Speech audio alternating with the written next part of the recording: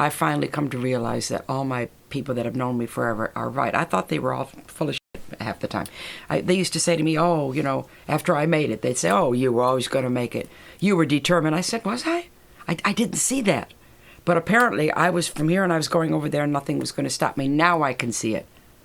But if I say I'm going to do something, I do it. When I said to Mickey, I'm not going home till I have a hit, that's exactly what I meant. I left my whole family. I left everything I knew in Detroit with the dream in my pocket, you know. And hopefully it was going to come true. And it did. I just lived in this little tiny hotel room and I didn't really have any money. Because some of the advance I had to leave at home for equipment that hadn't been paid for, and et cetera, et cetera. So I was left with very little and couldn't afford to call. You know, unless I was at the record company doing my work, because Mickey got me an amp and he put me upstairs in the top room and wanted me to write songs. I didn't do anything. I didn't know anybody, didn't go anywhere. It was really, really lonely.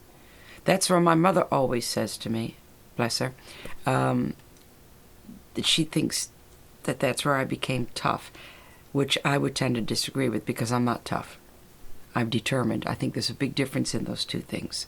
I am very thin-skinned. You can hurt me with the right chosen phrase. I'm in tears. Real easy, believe it or not.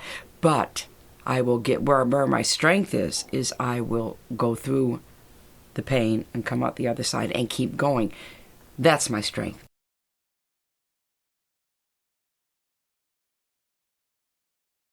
When I sat down to write my book, I had to write it in two people. I couldn't do it it just didn't make sense. It wouldn't flow. Then I finally thought, okay, there's little Suzi from Detroit and there's Suzi Quatro. And all the way through the book, both people are telling the story.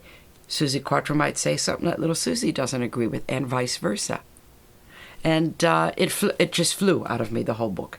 And if you're going to say, who am I right now? Sometimes little Suzi, sometimes the other one. Depends what I'm talking about. When I'm talking about that little time in Detroit, Suzi Quatro, little Suzi from Detroit, you know. And I was nearly finished with the book because I had a deadline and we were in Spain. I said to my husband, we have a little place there. And I said, let's go for a walk. I need some air. So we're walking down the street.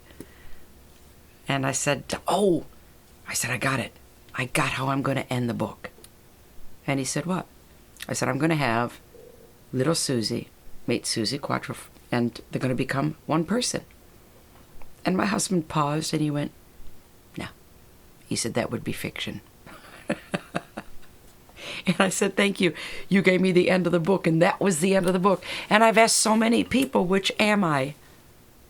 And I am both. And I guess they never can completely. You know, if you get to me before a gig, you know, like about an hour before you go on, maybe an hour and a half, you know, you start, there's an internal shift. You know, you get a little bit more abrupt what I'm saying, and attitude comes up, shoulders come up, you know. I'm doing my singing, and just, the face starts to change. I put on the suit. I'm somebody else.